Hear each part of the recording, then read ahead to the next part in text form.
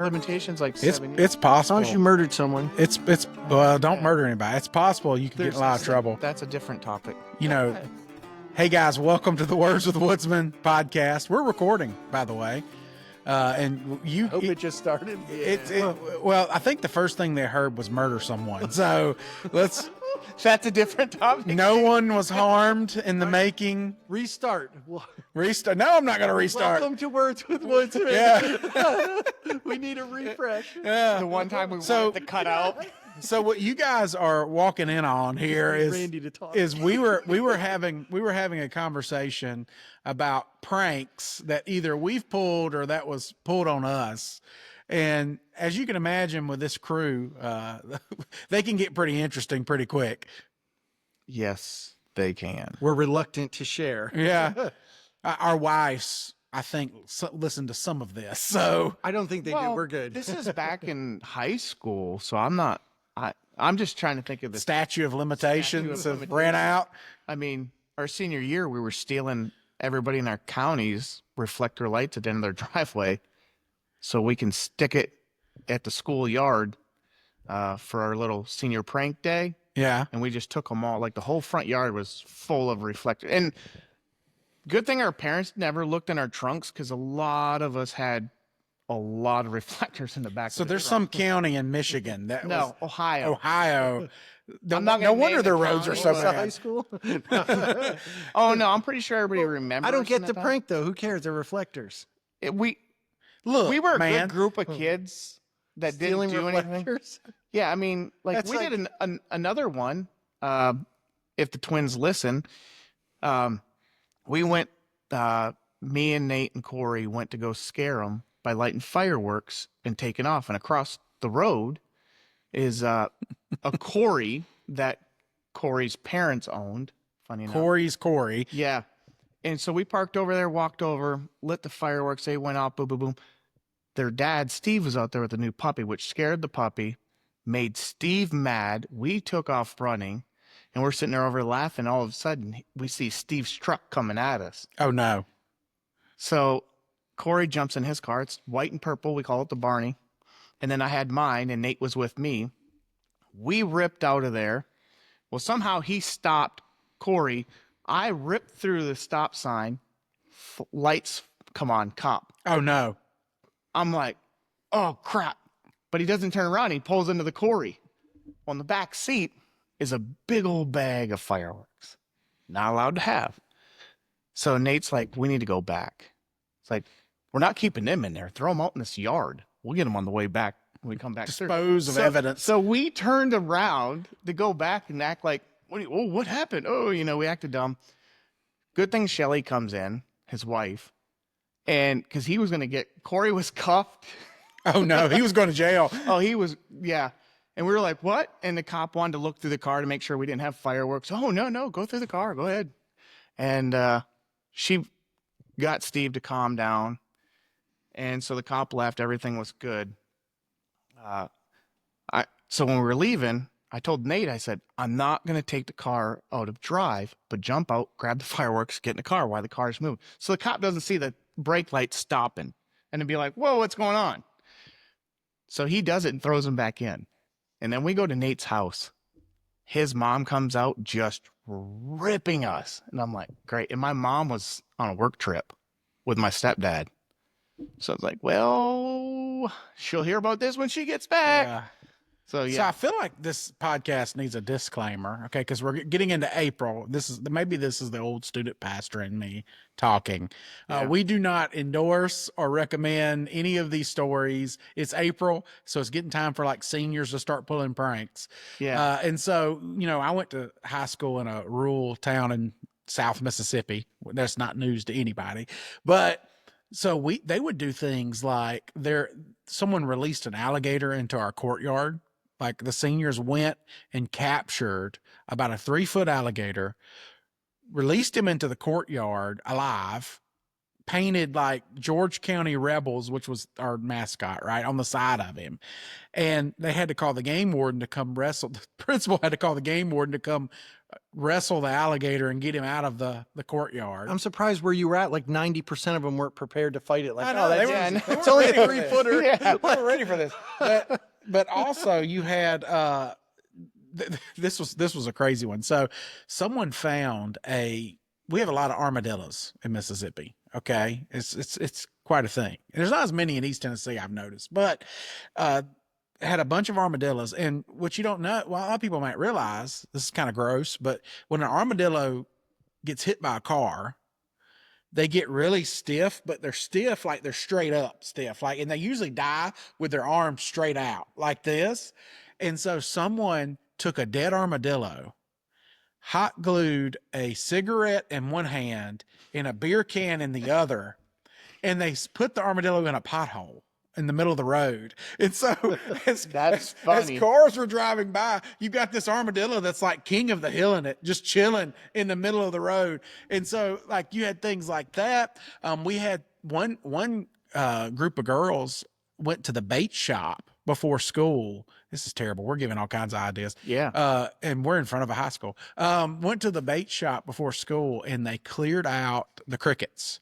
So they bought like 3,000 crickets from this bait shop. I don't know who paid for these things, right? They released them into the high school that morning and they had to cancel school like halfway through the day because no one could hear the teachers over the crickets that were chirping, because they would just like open the bag and like let them just leak out like into all the rooms and in every classroom they went into, they would dump some more crickets out. And so it was crazy, craziness. Students, teenagers. I don't think we have a lot of teenagers listen to this, but if you do, don't do that. We don't, and you didn't hear that from us. Yeah. So you talked about the armadillo. When I was a kid, I wanted to be a deer for Halloween. So my dad was trying to find A deer? a deer. Deer. Not, Yeah. Well, not Rudolph, not no. any particular We thought it deer? would be a fun project. We were going to hang it up in the backyard, skin it, and then try to work through the whole process to somehow turn it into a costume. You're going to be a skint deer. Yeah. Okay. This was our genius idea, Okay, my dad. and Please I. proceed. So my dad's driving down the road. I remember this old, nasty Astro blue van he had, like creeper type van. You just roll it in like you want any candy, that kind of thing. Walker, Texas. You're going to kidnap someone. Yes, it's exactly what you would think of. It was at like 350,000 miles. This thing just wouldn't die. And someone in front of my dad hit a deer. He's like, jackpot. So This is my moment. grabs the sucker, throws it in the back, and he's like, we're going to hang this up in the backyard. We live in a neighborhood. Like, this is not This is the a woods. subdivision. I mean, we had an acre, 1.2, but he's going to hang this sucker up. It's not dead. It'll in the back of the car, the thing Yes. wakes up from Yeah, whatever. Didn't that happen on like, what movie was that? That was Tommy Boy. Tommy Boy. When the deer came alive in the back seat. Yeah, not good. Just one other random one along those lines. We used to trap muskrats. So we would go in the swamp and we'd put it in their paths. And this is not related to where I was taking this, but I was a little kid. I would try to clean my boots in the puddle. The puddle's where you sink. So I'd be sinking real fast. But anyway, so we've got this freezer full of muskrats. And my dad was going to sell them like he would when he was a kid. Well, we lost power. Oh. And we this is forgot going. that we had the muskrats. And Until you remembered. yeah. Open that freezer. That was the nastiest thing I have ever seen. And a- Spoiled muskrats. And a gag of maggot. Yes. Hmm. I don't know why we didn't just throw the whole thing away. The whole freezer. Dad cleaned it out. Burned down the garage. Yeah. That was disturbing. So hold on, back to the deer story. So I never was a deer for Halloween. it didn't work out. It didn't Like, work out. I'm not sure why. I mean, I'm just can you imagine Andy like showing up to a Halloween party, like blood all over him and like just this like The skin on his just back. skin on his back. Like it looks like something from like Silence of the Children's Lambs. services being called. Like, Pieces of a car on the side Yeah. of the deer hide. like it puts the lotion on the skin. Like this Yeah. is that kind of situation. Oh my gosh. Yeah. We had all kinds of things. They released chickens into the school one time. Oh, when I was in college, my friend, we were on the 7th floor. He decided, like, there was a sign on the side of the road, chickens for free, baby chickens. Oh no. So we had them living on our balcony. And then he wanted to see if they could fly. Not a good story. No. Oh no, chickens were harmed in the making of that story. Not sure. We had a guy. I was at youth camp one time. I gotta love these youth camp stories, right? And they got everyone like they took a 50. We were staying in a college dorm, and they took a 55-gallon trash can and they filled it full of water. Thank goodness they were smart enough. I don't know where they got a hose. Someone, I think they had a leader on the inside, right? Yeah. Because you're not going to carry a 55-gallon No. trash can full of water. Like, I don't That's care. 440 pounds. Yeah. You came up with that quick. 8 pounds per gallon. Okay, so we got Mr. Science over here. So That's math. they filled this Bill thing Nye. up. Physics. They filled this thing up, and they put it in front of one of their buddies' door, and so they knocked on the door so that when he would open it, they would just push the can over into the room and just flood the room, right? Heavy that is? It's so heavy. But there was like 5 football players. So, Okay. so they were able to distribute the force there. But what they didn't account for is they had made a scene filling up the can in the hallway, right? And so they had this crowd that was just gathering just to watch this go down because everyone see it. And so they get up there and they knock on the door and no one answers. They knock on the door again, nothing. They didn't notice that the guy whose room that was standing in the hallway with everybody. So he watches this whole thing play out. He waits until they lose interest. Now they can't move this can of water. So they give up, right? He gathers a few buddies and they can't pick it up. So it's tile floor. So they slide it down the hallway to these guys' room, knock on the door. They open it up and he just goes, "You're welcome," and pushes it over into the room. And water just goes flowing. Like there's like 3 inches of water in this room. Oh my gosh. But all kinds of just complete and utter nonsense. Like we would put like Kool-Aid, powdered Kool-Aid, put it inside the shower head. Oh, absolutely. and so you come out looking like a Smurf. Yes. So I was on a missions trip after I graduated high school before I went to college that summer. And my student pastor had been with me for my whole entire high school career. He was at my graduation when I got out of college, and he shared this story. He said, there's only 2 times I almost got fired as a student pastor, and Andrew was involved in both. The first one is doesn't matter. I was in 10th grade. But the second one, he was sleeping. I was in Puerto Rico. We were staying in a gymnasium. We were in Caguas, Puerto Rico, working on roofs. And he was an Italian guy that really liked his hair done up. Okay. I was dyeing it while he was sleeping. I brought a kit to change his hair color, and I was doing it, and he woke up. Mid-dying. I had it in his hair already. So he picked me up by my neck. And you got a long neck. That's how it got long. Believe it or not, Andy's neck was short before this happened. Yeah. So he's a senior pastor now in Massachusetts somewhere. But how cool is that? That's I was insane. trying to dye his hair while he was sleeping. It turned it from black only in a couple spots to slightly orange. So the story of mine that takes the cake as far as like one of the best ones, it was once again a student ministry. I was like in the 8th grade, okay, and my family attended this small country church, okay. So we're in this small country church, and the youth pastor now. Given that I used to be a youth pastor, now this like makes my skin crawl because I think of like all the legal things that could have like happened in this moment. How this could have went out the rails. First off, we didn't sign. This was a small town, so we didn't sign no medical waivers were ever signed. Okay, so we're past the statute of limitations on this. So no medical waivers were ever signed. And this youth pastor would let us play paintball at night at this camp. And so this camp was in the middle of the woods. It was a place called Cedar Creek Retreat. It's like in the middle of the woods, South Mississippi. And we're playing paintball like we're in Vietnam. Like we're all camoed up, like our faces are painted. And it was, to be honest, it was the best time ever. And That so would be fun. we get out there. And so I bought a paintball gun from one of the other students that was there. What I did not know at the time, and I completely have full deniability on this, was that he had went into this paintball gun, had turned up the power. Oh, yeah. He had tinkered with it, right? And so this paintball gun was shooting way faster.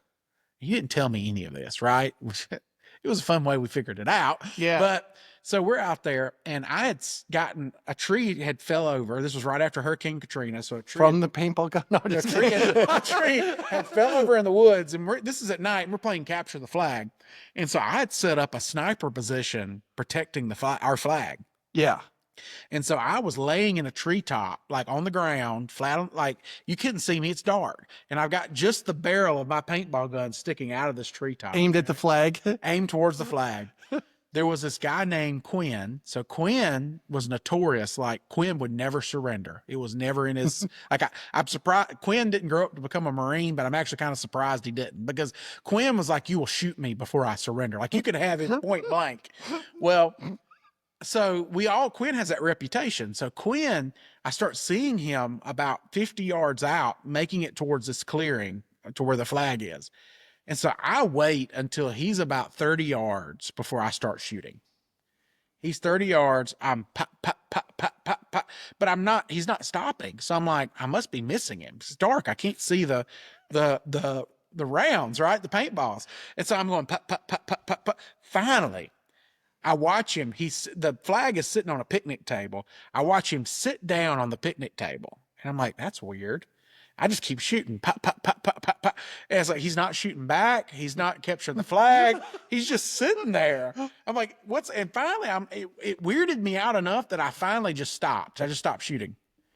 All of a sudden, Quinn yells out, I'm hit you. And he says a few words. All of a sudden he starts spraying in my direction rounds. Okay. And finally I get hit and we called the game. When we get to the end of the game, I did not realize this.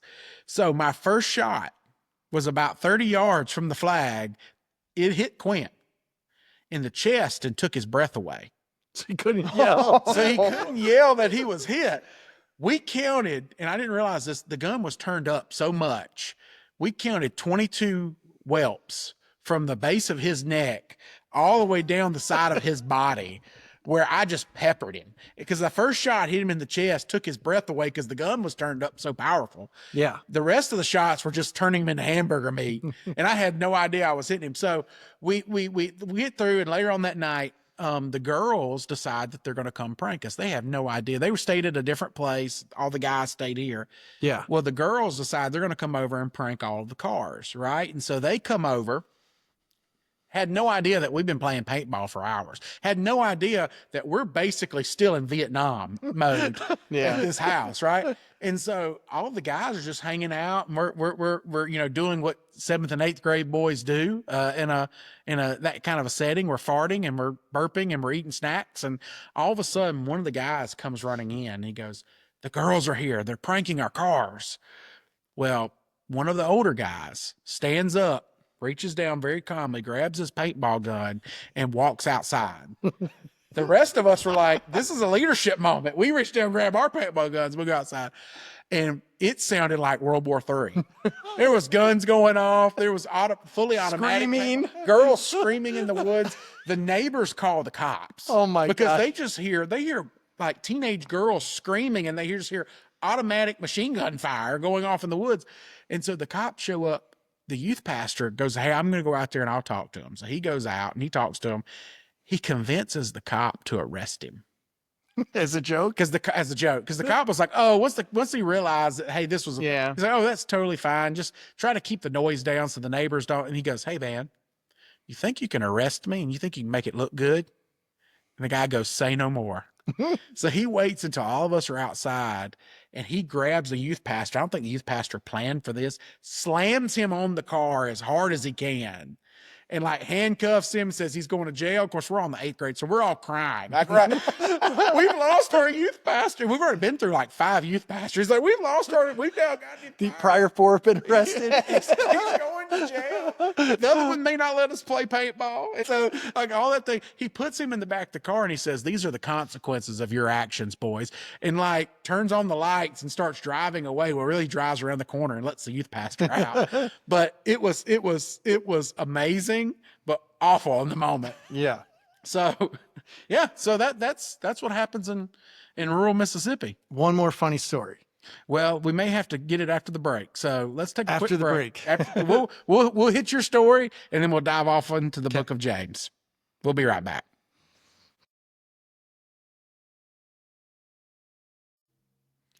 All right, guys, we are back. And Andy, what did we say? We said you would finish telling your. You're talking about camp stories, Christian retreat stories. Yeah. There's one funny one that's safe to share. Safe to share. That's good. Yeah. So I was probably in 10th or 11th grade, and we would go on retreats. I lived in Connecticut. We would go up towards New Hampshire, Vermont, as we went further up into the Northeast. And it was about 3 feet of snow. It's in the winter. It was a very cool conference. I remember specifically, but I remember the girls going into their cabin, and the guys built a wall around the door of snow that turned to ice. So when they opened their door the next morning to go out, there was just a wall. Just an ice wall. Yes. And someone had to come with an axe. And And from the outside, they them had to out? call somebody and dig them out. So did they think it just snowed like 8 feet that night, or Well, we didn't get all the windows on all the sides, but that would have been better? yes, Yeah. they could open the door, which was even funnier because the way the wall was built, it wasn't pushed against the door, but we had it in line with the roof. See, we didn't have that problem in South Mississippi. No. You had 3-foot gators running wild. We had Yeah. we had alligators. We traded snow. You know what? I'll still take alligators over snow. Man, you can do a lot with snow. Yeah. But no one knows how to drive on it. That's the problem here. And in the wintertime, you don't have In the venomous- Northeast, they know how Both to. of you, but I thought we had a full argument 5 minutes ago whether or not you actually lived in the Northeast. I was in Connecticut in high school. That's the Northeast. That's the Northeast. That's the Northeast. See, we can agree on that. When you were in Maryland, That is not. you claim that that's is not the the Northeast. Northeast. No, it is not. It doesn't start until you hit New Jersey, New York. Northeastern U.S. Google it. In Mississippi, that whole area is But like we the didn't- Northeast. But you don't have alligators in the Northeast or in the North where it's What cold. does that have to do with how you define an area of the U.S.? Whether There's it's got no, alligators there's or no not? snakes. We just consider there's that no whole area sharks up there. Yeah, but they're not venomous. They're There are nothing great crazy. white sharks up there. They like cold water. Oh, in the ocean side, I'm talking like the North, like your Up there where the lakes. Your Titanic lakes. All the area I lived was always coastal. Oh, not all of us. Maryland we- has Not all of us wanted to be where the sharks were at. okay because you were in the UP. so we Great we, Lakes. we They're safe. digress. they're We'll not have, that great. we'll have to argue this on a different They're podcast. Great Lakes. But let's get off into the scripture, gentlemen. And where we left off last time, which by the way, on the last podcast, wasn't that amazing? Zach's story. That's Yes, super cool. that was awesome. Incredible story. That was amazing. I just want to hey, I know Zach listens to the podcast. Dude, we're super proud of you. Yeah. Just to watch everything that God's done in your life. And I really do mean it. I'm not just saying it's not a platitude when I say that God's just getting started with you. And so I just want to throw that in there for him. But today we are in verse 21. So where we ended last time was, my dear brothers and sisters, take note of this. Everyone should be quick to listen, slow to speak, and slow to become angry. I think that convicted all of us because human anger does not produce the righteousness that God desires. And so we're picking up with verse 21. And so I'll read it and then we can talk about it. But verse 21 says this. It says, therefore, remember, he's talking to Christians, right? Or people who are claiming to be Christians. Therefore, get rid of all moral filth and the evil that is so prevalent, and humbly accept the word planted in you, which can save you. Do not merely listen to the word and so deceive yourselves. Do what it says. Like that's very practical knowledge right there for us. Yeah. If I had to pick one thing that would jump out at me on that, it's just the sheer fact that he says humbly accept. Because how many times, especially, if you're getting feedback, like if you're getting feedback at work or whatever, right? You have to humbly accept that or you're not going to do anything with it, right? If you, and in this scenario, he's saying, hey, Christians, what James is saying is, hey, to these believers, there's a better way to live. Like, you need to look different than the world around you. Because you got to remember, they were in this Roman environment where there was all kinds of debauchery. There was all kinds of just, sexual sins and just a free for all, murder, and all that kind of stuff just happening all around them. And James is saying, hey, get rid of all that stuff. That's not we'll get into identity here in a minute because he gets into that mirror passage, but get rid of all that stuff. That's not who you are, and humbly accept this word that's planted in you that can save you. Not only just save you spiritually, but can, in this scenario, even physically save your life. I went and looked at when it said get rid of, I went and looked at the Greek word behind that. I don't have the Greek word, so we're not going to flash any Greek words today. But the Greek word, what it meant was it was said, the passage said it was similar to taking off of a coat or taking off a shirt. So it was like when he said get rid of moral filth, like it's the image of someone taking off this coat of just all this stuff that they've been doing or been living or been dealing with, to take that off of them. So it's an intentional thing. I think back to, Zach's story on the last podcast where he talked about, giving up drinking, he had to be super intentional about that, right? Like he had to make intentional choices that, hey, I'm not going to live this way anymore. I heard a pastor say this one time that you're not going to drift away from sin. If you're going to drift, you're going to drift towards it, right? Like you don't just accidentally walk away from these things and change your life. Now, I'm pretty sure we established in the last podcast that you need Jesus to help you with that, right? Like you bring Jesus into your life, you make him the Lord of your life, and he helps you remove these things. Like if you try to flip that around and do it backwards where you're trying to like correct your life before you come to Jesus, it doesn't work because you don't have that power, right? And so I just thought that was really cool that he says, hey, take off this moral filth, like pulling off of a jacket, and just humbly accept the word that was planted in you. Understand that, hey, some of these words are going to be uncomfortable. Some of these things are going to be things that you don't want to get rid of right now, right? But to humbly trust the fact that God knows what's best for your life and to follow that. Yeah. I mean, taking the shirt off kind of gives you like that image of, I don't know, like you're warm and you want to take it off, but in this case, you got all that sin on you and you want some of You're it. tired of it. You're tired of, I want it off. I want it off Like of me. you said, Zach's story about drink, he tried to do it once, but it's almost like he just had a sleeve, just off, and then but we're still good. We're still good. Right. But he actually had to take it all off in order for it to be done with it. Well, and he goes on and he says, do not merely listen to the word and so deceive yourselves, do what it says. How many times do we deal with that, right? How many times have I sat in a sermon on Sunday or in a Bible study or even reading the Bible on my own? And even if it's not just, it's not so much for me, like it's not so much that I'm ignoring it. It's the fact that how many times have I been in a Bible study and wasn't paying attention?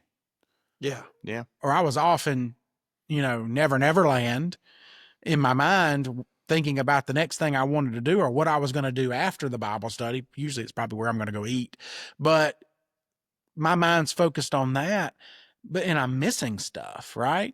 And I'm not saying that to lump guilt on people, but it's just something to point out it says, don't just listen to it. The way that this works is if you apply it. I can't help but think like you take off the filth, and then it reminds me of Ephesians 6 where you put on the full armor of God. Yeah. So, hey, you take that off and replace it. Yes. I just can't visually, I just metaphorically, I see that like, therefore put on the full armor of God. So when the day of evil comes, you may stand your ground in Ephesians. And that's, each proponent of that adds to that, but it connects that for me because, hey, not only have I taken it off and I've gone a different way, like we talked about with Zach, but I'm learning more about the Bible, learning more about God, drawing closer to him and protecting myself from future attacks. Well, and the thing And is temptations. and here's the deal. And let me offer an encouragement because a lot of people get discouraged, especially when you're first getting into this of, hey, man, I'm having a hard time taking this sin off, right? Because what happens, like you take it off, you come before the Lord and you say, Lord, I want to do better. And then the next week you wind up with it back on you again. And now you're loaded down with guilt. And so, and we talked about this, I think 2 podcasts ago, that the devil pulls this trick where he'll tempt you into doing something. When you do it, he switches roles and he goes from being the tempter to now the accuser. And he goes, oh, I can't believe you did that.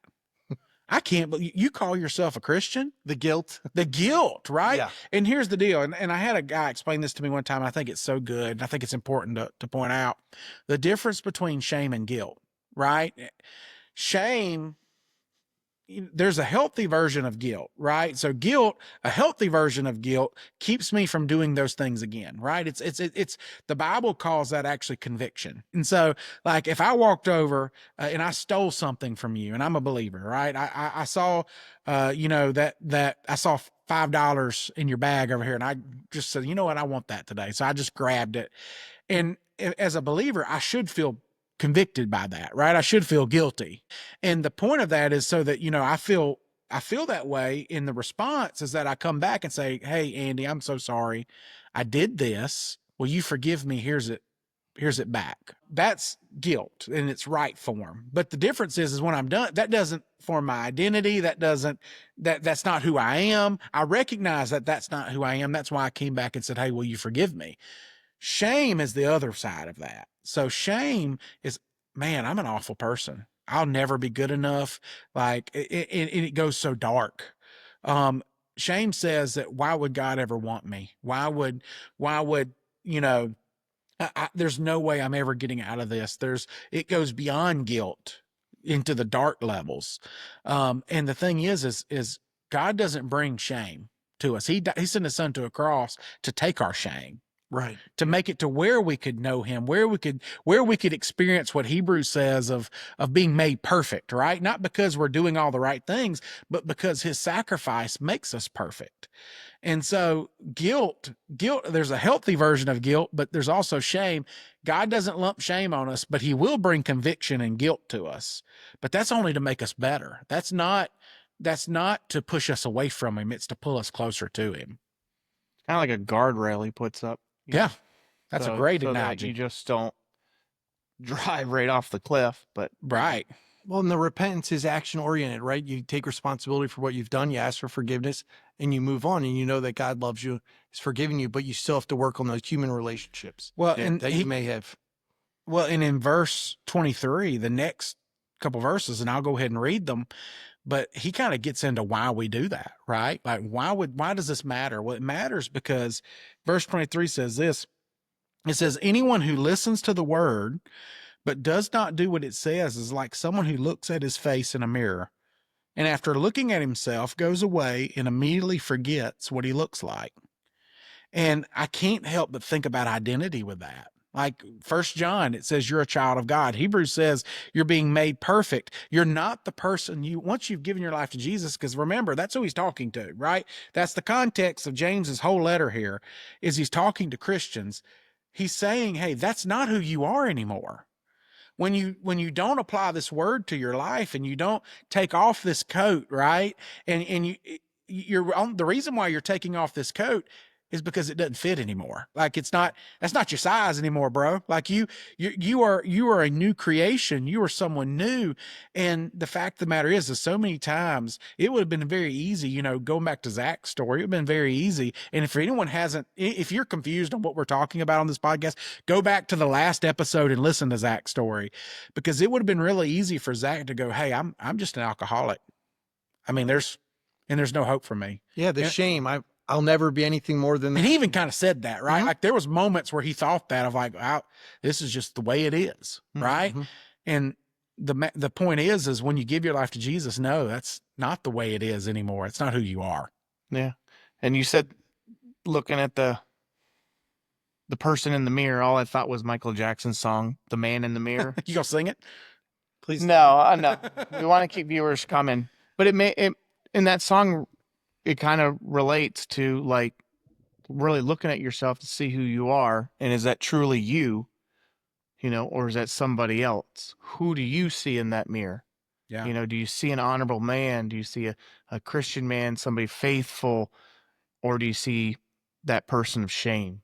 Like what do you see when you see yourself? Well, and the bottom line is every man and woman, and really everybody, anybody is looking for identity. Right. They're looking, and you can tell the kind of a little bit, you get clues about how a person feels their identity in the way they dress and the way they talk and the car that they drive, the things that they do.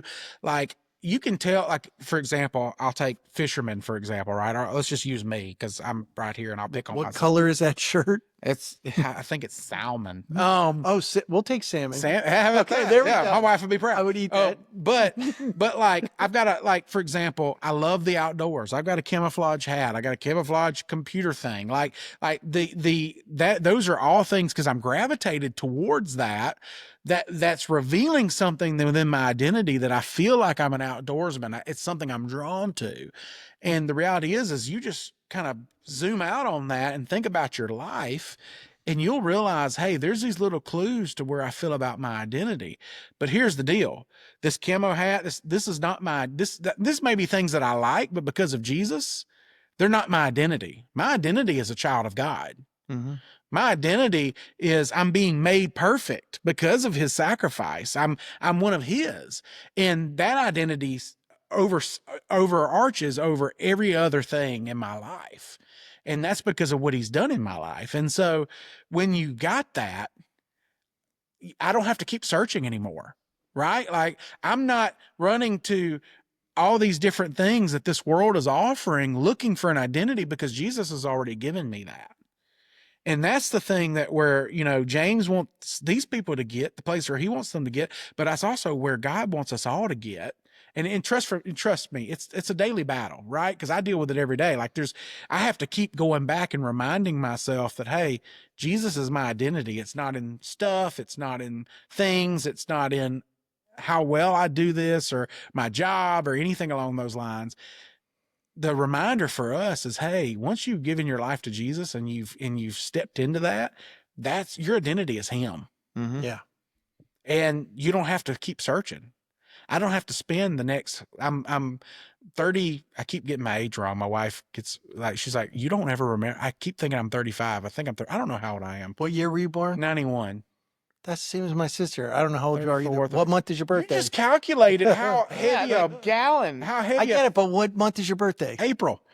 This month. Oh, it is. So you're turning 34. 34, 35. No. Something. Well, 91, you'd be turning 34. Yeah, maybe. Besides the point. Anyways, so Somebody in the comments. someone in the comments will go, you're this age, you moron. But the Age is hard. We your discovered age that. is hard. But I don't have to spend, let's say I live to be 80, which is like the average age, right? I don't have to spend the next 50 years of my life looking for my identity. And there's people that spend their lifetime, sadly, looking for that. And so look, here's the deal. Like if you're searching for that, I'm telling you where it's at right now. It's with Jesus. Go to him. Because it's such a relief to go, hey, I don't have to look for that anymore. Yeah, quit going to groups of people to try to find your identity because you want to be that group.